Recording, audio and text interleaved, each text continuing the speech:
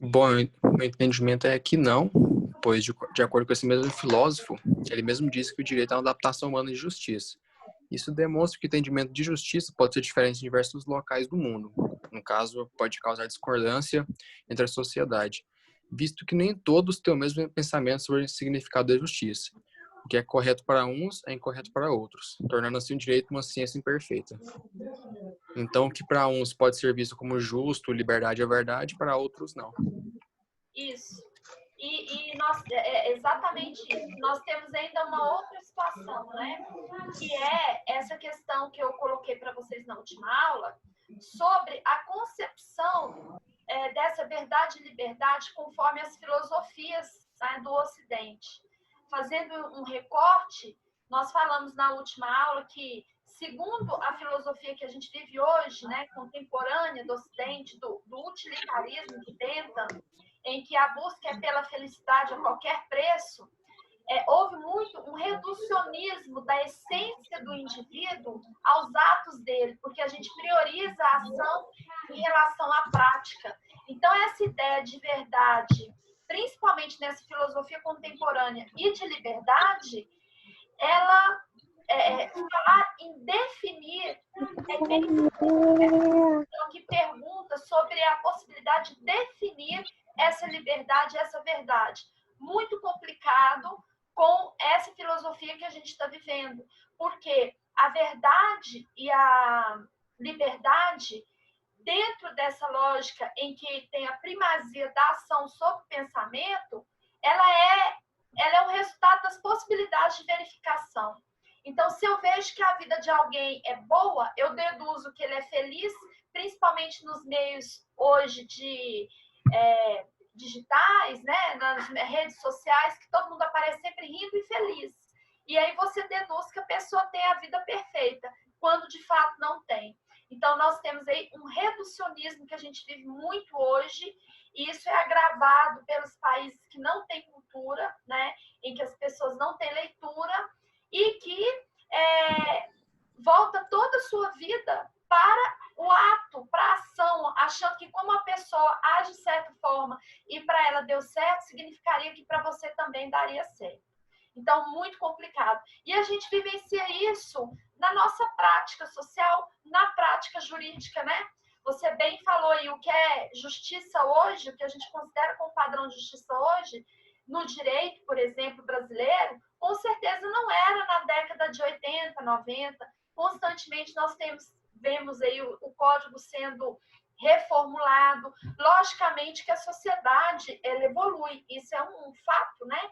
Nós evoluímos como pessoas, como seres humanos, mas a grande questão aí é qual está sendo o pressuposto e o eixo motor dessa concepção de verdade e de liberdade. Bom, eu vou anotando o nome de quem respondeu, gente, porque na próxima semana, para eu não repetir esses mesmos nomes, para serem outros, tá? Então, agora, eu vou dar oportunidade para quem quiser responder a questão 1. Tem alguém que quer falar da 1 ou de outra questão qualquer aqui? Até agora só tem 10 participantes na aula. Eu posso responder a 1, professora. Quem que é? Raquel. Raquel. Então, fala, Raquel, para nós, por favor. As 3 concepções de ética no meio acadêmico são científica, onde se propõe estudar o fenômeno moral por uma disciplina que descreve as normas morais ou explica as valorações comportamentais de uma forma racional e científica. Isso. A segunda é a filosófica, onde a ética ela seria um núcleo especulativo e reflexivo sobre a moral. É uma parte da filosofia. E a terceira é a normativa, que a ética se torna uma conduta, é um resultado que se espera obter da aplicação de regras morais no comportamento social. E é aqui que ela se identifica com o direito. Exatamente. E é essa ética que, depois dessa aula, nós vamos começar a passar a trabalhar, que é sobre a deontologia jurídica, que é a prática do advogado. E aí eu já trouxe uma questão hoje, na pré-síncrona, falando sobre questão ética, postura ética do advogado no exercício da profissão. Então, essa última que você falou, que é a ética normativa, que é o objeto do nosso estudo nesse semestre. Isso mesmo. Alguém quer responder a questão 2 ou a questão 4? Qualquer um.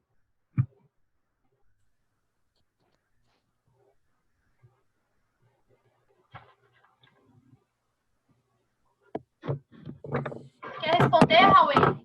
Você conseguiu acessar aí? Agora eu posso responder a 2. Quem que tá falando? Ângelo. Ângelo? Sim. Então, deixa eu só abrir um negócio aqui, Ângelo. Espera aí só um pouquinho. Vou fazer uma captura de tela aqui.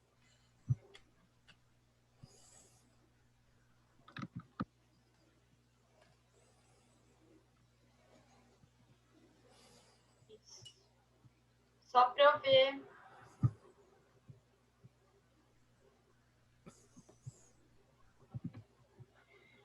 Você vai responder qual? A 2. A 2. Eu posso ler para você? Sim.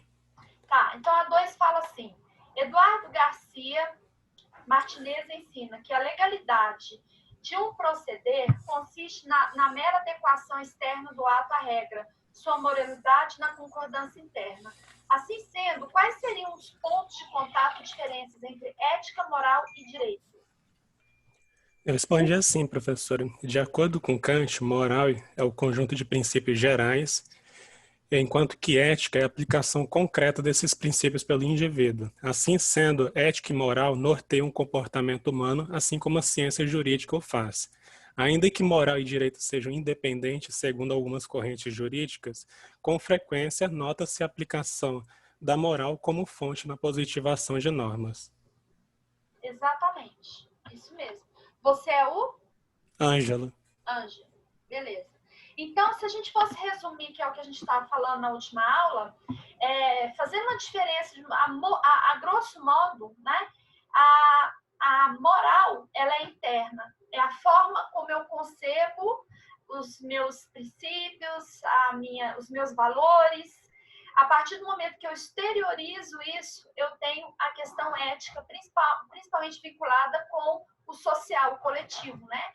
Uma vez que eu sou um ser social, para eu conviver com o outro, eu exteriorizo essa minha moral, seja com os meus irmãos, seja com a minha família, seja com meus pais. Essa exteriorização da moral é que vai conflagrar no que a gente conhece como ética. Essa ética, lembrando que, como a Raquel disse, ela tem 3 correntes, né? Então, ou eu parto dessa ética de uma postura filosófica ou normativa, ou então como uma ciência. Mas a exteriorização dela no coletivo é o que a gente compreende como ética.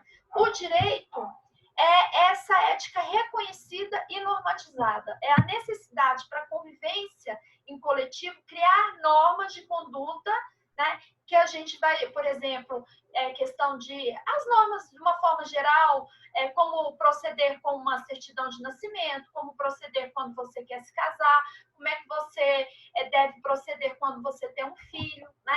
Tudo isso relacionado a normas na verdade, condutas que o ser humano vai tendo, né? Exteriorizando essa concepção que ele tem moral, e isso é normatizado com o que a gente conhece como direito.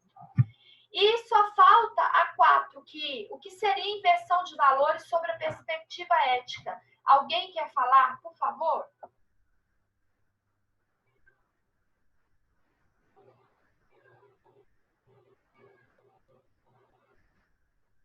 Alguém quer falar? O que seria inversão de valores?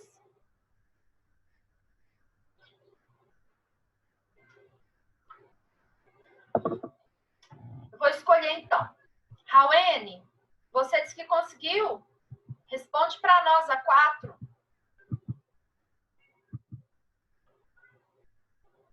Oi? Oi, professor, então, eu consegui botar o áudio, mas como eu tinha falado, eu não tinha feito matrícula e eu não tinha anotado, não tinha as perguntas anotadas. Então, eu não respondi. Eu vou tentar aqui procurar um pouco a resposta aqui, que eu anotei algumas coisas da aula passada. Tá bom.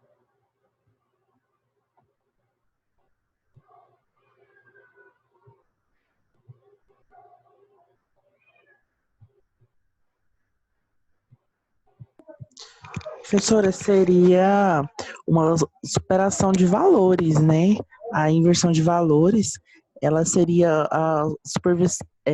a transposição de valores de uma ideologia tipo dominante, originária, para uma nova, tipo assim, para alguns novos conceitos valorativos.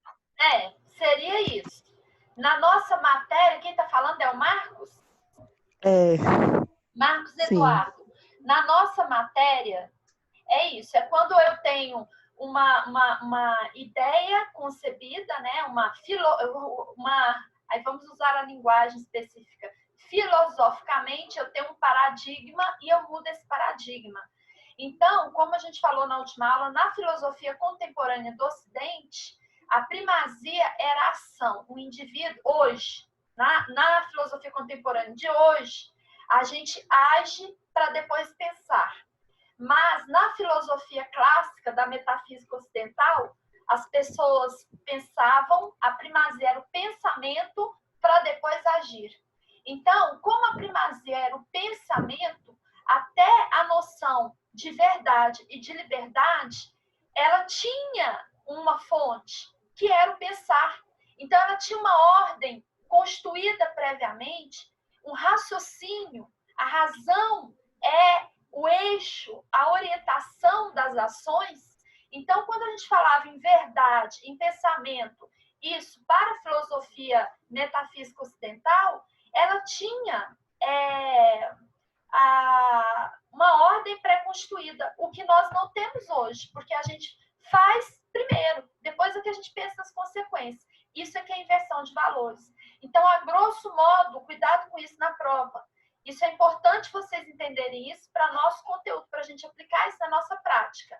A inversão de valores... Priscila. Então... Oi? A inversão de valores também é quando a gente não segue uma lei ou então regras? Não. Quando você não segue uma lei, uma regra, você está desobedecendo e nem sempre a lei é justa.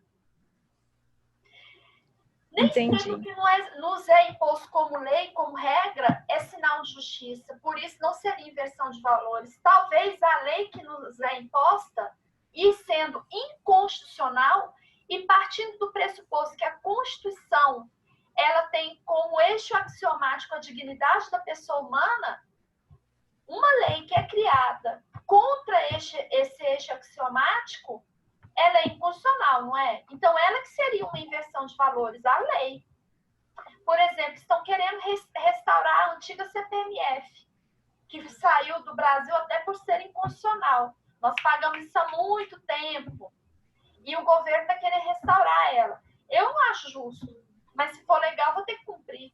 Então, cuidado com isso. Inversão de valores, gente, é mais profundo. Tem a ver com a forma como eu penso. É o comportamento antiético? Oi? É o comportamento antiético?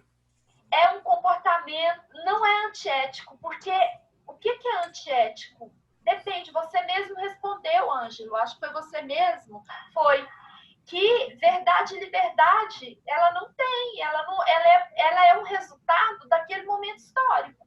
A verdade e a liberdade humana, por isso que eu parti do pressuposto de Sabatier, porque Sabatier ele deixa claro ao dizer que o direito é a adaptação humana da justiça. Adaptação humana, portanto imperfeita. Ou seja, essa noção de verdade e de justiça, partindo dessa premissa, isso é uma premissa, não se questiona, sendo humana, ela sempre vai ser imperfeita. A gente sempre está buscando uma justiça. Talvez a gente nunca alcance. O que a gente entende que é justo hoje, em pleno 2021, se a humanidade chegar até 2050, eles vão olhar para trás e vão falar: o que eu posso fazer com os outros? Por exemplo, a sua avó, não sei se você já conversou com seus avós, alguma coisa assim, mas a minha bisavó, ela casou com 12 anos, teve 20 filhos. Então eu olho para trás e falo assim: que loucura, coitada, casou, era uma criança. Não, naquela época, os homens viravam homens com 12, 13 anos de idade, as mulheres já tinham que cuidar da vida, porque a expectativa de vida era muito pouco. Vai olhar na história do Brasil, com quantos anos que a pessoa aposentava? 40 anos você já estava aposentando. Com 15 anos de carteira assinada, você já aposentava, quando foi criado o regime de aposentadoria no Brasil. Por quê? Porque as pessoas viviam menos tempo. Uma pessoa com 40 anos, isso lá na década de 30, era muito velho, era velho. Então, olha como a gente vai evoluir. Então, essa questão de ética é a manifestação da moral, e moral é como eu compreendo o mundo. E eu compreendo o mundo a partir do momento que eu estou envolvida nele. Não tem uma frase mais certa do que o homem é produto do meio. E eu vou aprofundar isso mais ainda. O que você pensa não é de você. Você acha que você é livre para pensar? Não. Boa parte do que você pensa, quase o totalitário do que você pensa, é, na verdade, uma reprodução de linguagem, de poder, de ideologia. Você está reproduzindo o tempo inteiro. É até uma luta de Davi contra Golias. É como se você estivesse nadando contra uma correnteza muito forte. Por mais que você queira essa autonomia de pensar, você o tempo inteiro, ainda mais com o celular, uma chuva de mensagem subliminar, de propaganda, de publicidade, de modos de vida, de status quo, o tempo inteiro que a gente recebe. E você tem que filtrar isso só se você se isolar. Por isso que o ideal é o livro, né? O ideal é o livro. Priscila, então, o meio que vai determinar o homem sempre? O meio, ele é muito importante. Eu não estou falando, eu sou contra uma visão determinista, de que o meio faz o homem e pronto. Não, o homem é capaz de ser diferente? Sim, mas ele tem que partir do quê? De uma autonomia. Por isso que a gente está vivendo uma inversão de valores. Por isso que eu estou falando que é como hoje, nessa filosofia que a gente vive, é como se eu quisesse nadar contra uma correnteza. Porque toda estrutura de poder filosófica no mundo contemporâneo, seja na mídia, na escola, os livros didáticos, tudo que é reproduzido tem por paradigma dois perfis. Primeiro, eu vou agir, porque se a ação de alguém deu certo, eu vou copiar. Ainda mais no Brasil, que as pessoas têm preguiça de ler. Vamos falar a verdade. Então, eu copio aquele modelo, eu acho que está certo. Depois é que eu penso. E uma outra coisa, assim, muito complicada no Brasil também, que contribui para isso, é o nosso nível de escolaridade, de educação. Nós não temos uma autonomia, nós não fomos ensinados a ter um autodidatismo. É o que a gente está tentando conseguir com essa estratégia de ensino pedagógico agora. Que vocês caminhem, porque a busca é vocês caminhar. Vocês não precisam de alguém caminhar para vocês. Porque até o modelo escolar, ele vinha nessa filosofia da ação e depois pensar. Porque o professor mastiga, passa o resumo, você vai lá, copia, você não pensa muito e só decora e saber na prova. Você não tem autonomia. O ideal é que você busque, que você questione com o professor, e para isso você precisa ler. Mas toda a estrutura do nosso sistema hoje, principalmente por esse modelo político capitalista e econômico, né? É difícil a gente sair disso, mas a gente consegue. Então, eu costumo dizer que o ser humano é 880. Ele abandonou toda aquela concepção clássica de valorização do pensar e entrou com gosto no concreto. O abstrato para nós na sociedade hoje é muito vazio. Nós não valorizamos o abstrato, a gente só valoriza aquilo que a gente vê. Por isso que a humanidade está adoecendo. Quais são as doenças desse século? Doenças da psique, da alma. Cada século... Mas viver de utopia não dá, né, professora? Mas o que é utopia? É uma coisa que não vai se concretizar nunca. Mas eu não estou falando de utopia. Eu estou falando de prioridade, de pensamento para depois você agir. Utopia é alguma coisa que você sonha e que você, para a sua realidade, não poderia acontecer. Aqui a filosofia ela não está falando disso. Ela está falando que antes de agir, você deve pensar. E não pensar e não agir para depois pensar. É isso que na verdade, na ética, utopia é um ideal de perfeição que guia o nosso comportamento e que leva a gente sempre a buscar melhorar. Exatamente. Então, utopia é um ideal para mim que nem sempre é o mesmo para você. isso que essa utopia ela é aquilo que eu quero alcançar e que eu sei que para mim talvez eu não vou conseguir. Para minha realidade, pode ser para outra. Mas o problema Problema não, né? A questão do mundo hoje é que tempo é dinheiro, né, professora? E é o dinheiro que gira o mundo. Mas quem que determinou que tempo é dinheiro? O homem, ué. Hã? O homem. Então, gente, é estrutura social, então reforça o que a gente estava falando aqui. Nós somos produtos realmente desse tempo, desse status quo, dessa maneira de pensar. Então, houve, por vários fatores, um rompimento, uma ruptura desse modelo aí de pensamento clássico e entramos nesse modelo contemporâneo. Eu não estou falando de uma teoria da conspiração, não foi de propósito, nós fomos levados a isso. É como a maré vai levando a coisa para a beira da praia, nós fomos levados a isso. Agora, nós temos que ter autonomia para compreender o nosso problema que a gente está vivendo, né? E resultado dessas ações impensadas é que nós estamos aí doentes, né? Com um problema sério de pandemia no mundo, né? E que eu particularmente acredito que essa pandemia é resultado do desgaste da natureza. Eu particularmente acredito nisso. Então, sendo criação humana ou não sendo, isso é um ato impensado. Quem vai querer matar o outro, ver a outra pessoa morrer? Então, mais uma vez, reforça essa questão da verdade e da liberdade. Qual é a concepção da verdade e da liberdade? Ela muda muito. Sendo humana, ela vai mudar.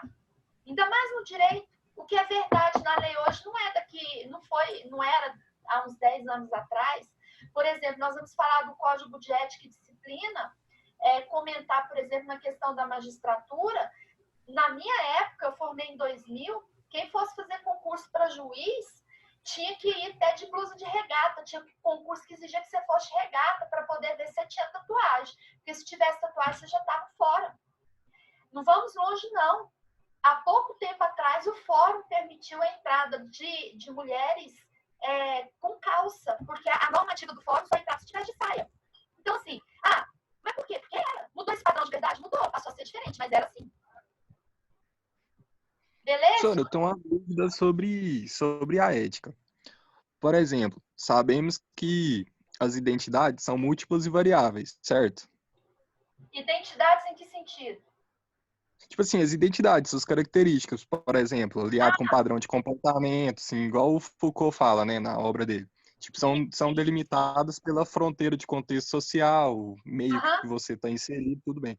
Então, aí a ética, ela vai ser enraizada, sempre única, ou ela é entrelaçada com essa variação de identidade? Porque se você for parar para pensar, cada vez você vai ter um padrão, entendeu? Não vai ser, tipo, sempre aquilo. O padrão vai seguir de acordo com o momento que você tá. Aí essa que eu tenho a dúvida, porque geralmente a gente fala que ética é algo meio que engessado, aquilo sempre.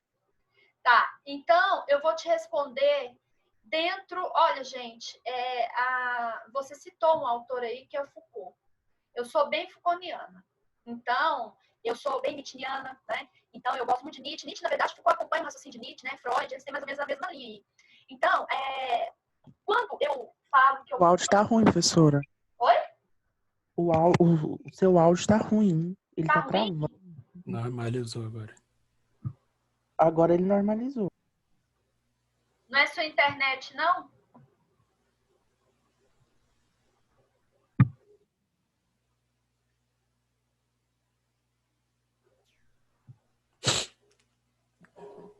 Melhorou?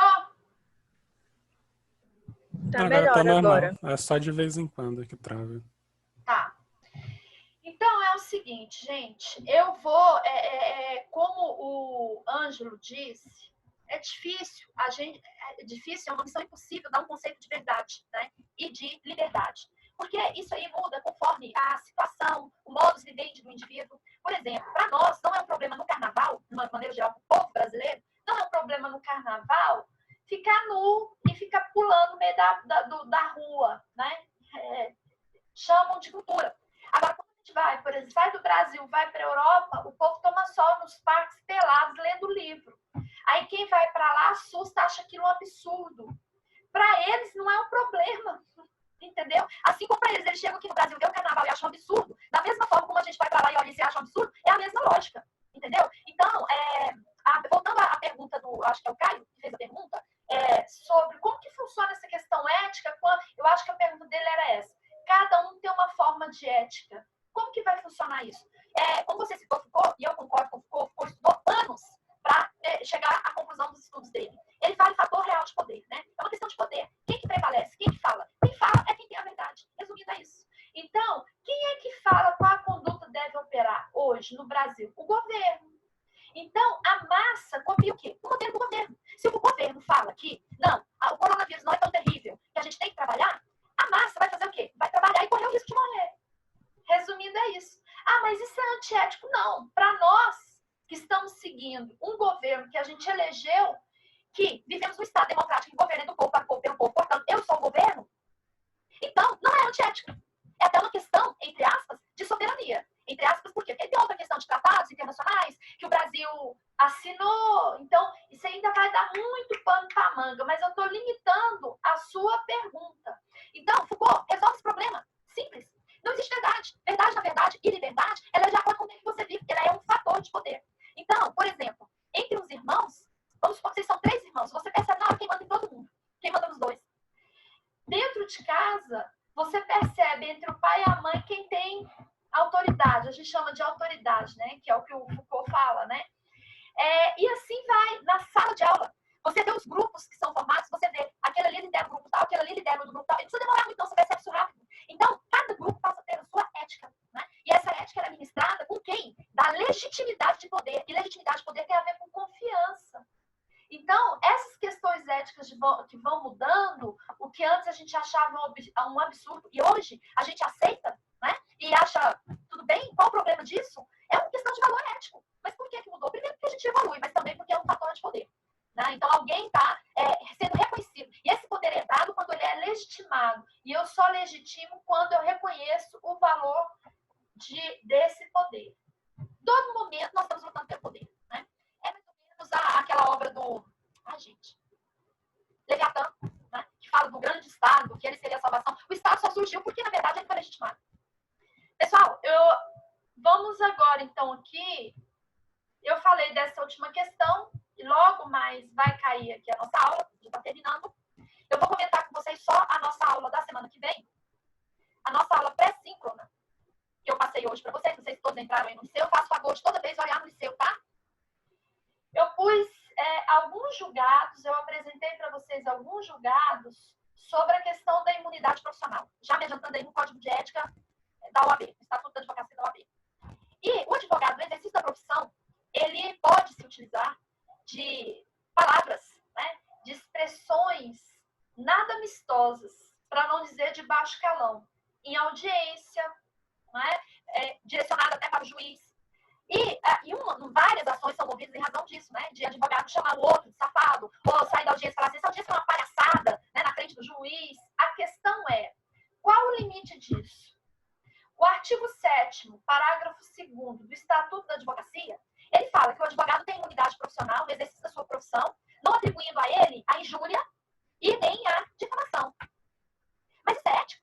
Então, o advogado ele pode injuriar o que ele quiser em audiência, falar o que quiser da outra pessoa. E aqui tem alguns casos de pedido de dano moral em razão disso, do advogado usar disso. Eu tenho peças que eu recebo, eu estou com uma recente agora, que o advogado colocou, e lembra que o advogado representa a parte. Então, ele é a parte, né? O representante é quem age em nome da outra parte.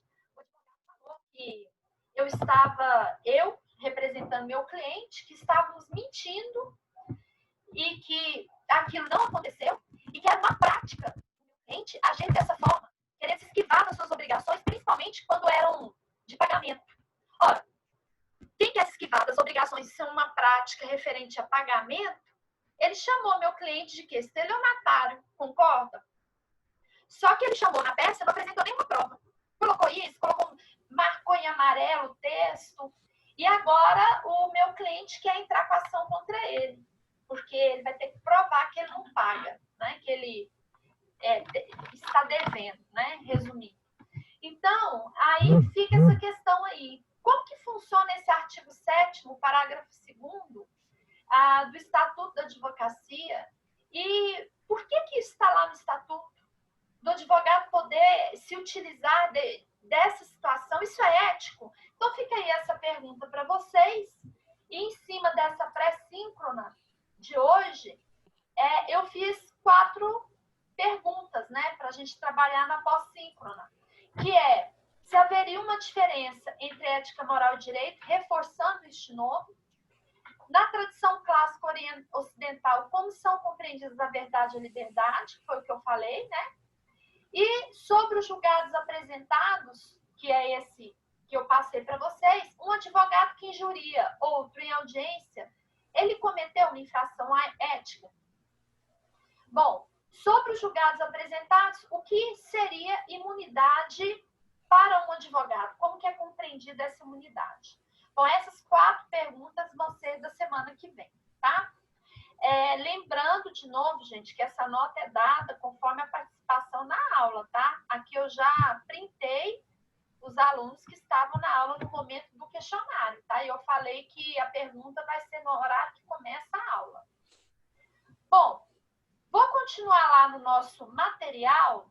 Nosso material, então, a gente falou da página 1, a página 2, e falamos da conclusão. Essa questão da concepção de liberdade e de verdade, na filosofia clássica, ela tem como se fundamentar, porque ela parte de uma ordem construída previamente, que é uma ordem de um pensamento, que é o pensamento racional. Para a metafísica ocidental, ela é o guia de toda a ação e o fundamento de toda a sabedoria. Então, toda a minha ação que eu coloco como verdade ou como liberdade, porque se eu ajo de certa forma é porque para mim aquilo é verdadeiro, ela parte de uma ordem previamente construída. Bom, já no que nós vivemos hoje, nós temos então esse problema grave, que é um reducionismo enorme da essência aos atos, porque nossa prioridade neste século é a prioridade das ações e não do pensamento. Como a gente prioriza as ações, nós temos um problema quanto a essa verdade. Essa verdade, ela muda muito rápido, como o próprio Ângelo falou. Isso é uma consequência desse modelo de pensar. Então, tudo para nós é muito volátil, né? Muito solúvel, né? Então, a gente não tem bases firmes, né? Vivemos aí um relativismo muito grande. Uma das razões desse relativismo, a gente relativiza tudo pode, tudo está certo, tudo não está. Isso vem do quê? Exatamente dessa nossa dificuldade, porque como a gente tem a primazia da ação, nós não temos aí as possibilidades de, na verdade, dessa ordem construída previamente. A gente observa a verdade pelas possibilidades de verificação. Então, se deu certo para a pessoa, é porque aquilo é bom, se aquilo é bom, aquilo é verdadeiro. Então, eu vou usar para mim também. Só que nem sempre o que eu usa para um, dá certo para usar para outro, né? E é o que a gente está vivendo hoje, seja no nosso modelo de família, seja na nossa nossa forma de comunicar, né, com os amigos, nosso linguajar, nosso trajar, é tudo um resultado desse modelo que a gente acaba copiando, tá? Bom, então, aí Descartes diz que o que deve ser é o reflexo do que é.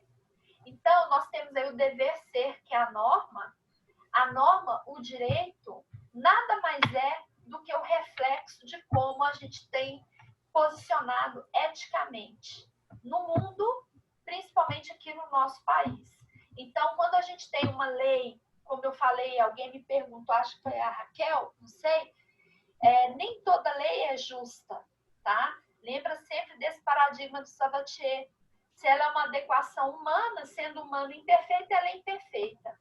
Então, o problema é as questões éticas que estão envoltas a essa lei que é criada. Porque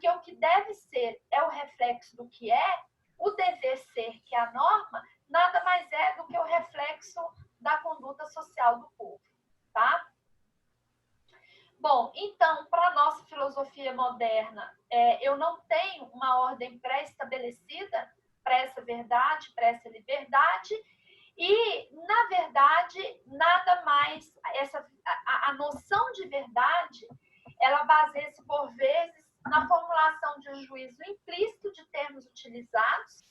A linguagem nos convém até nova ordem, porque há um juízo implícito de adesão à linguagem, e com isso há uma tradição que elaborou. Isso eu trabalhei com vocês mês passado em linguagem jurídica, que é a filosofia da linguagem, né? Na verdade, o que a gente fala é a reprodução do que a gente pensa. Eu vou me utilizar, para mim, um grande filósofo, Jesus Cristo, que diz que o que mata o homem não é o que entra na boca dele, é o que sai, né? Porque o que sai é o que o coração dele está cheio. E ele está reproduzindo exatamente isso aqui. O que é verdade para o João pode não ser verdade para mim, mas a verdade dele é um juízo implícito de adesão a uma linguagem dentro daquele ambiente que ele foi criado. E lembrando que há processos de socialização do indivíduo. Eu não sou resultado só da casa onde eu nasci. Eu sou o resultado do meu primeiro contato com a minha mãe no útero dela. A criança, ela recebe essa socialização já no útero materno. Pessoal, logo mais vai cair a nossa aula. Eu já vou adiantando que eu quero que vocês leiam todo esse material para a gente fechar, tá? E para a semana que vem, nós já vamos entrar no Código de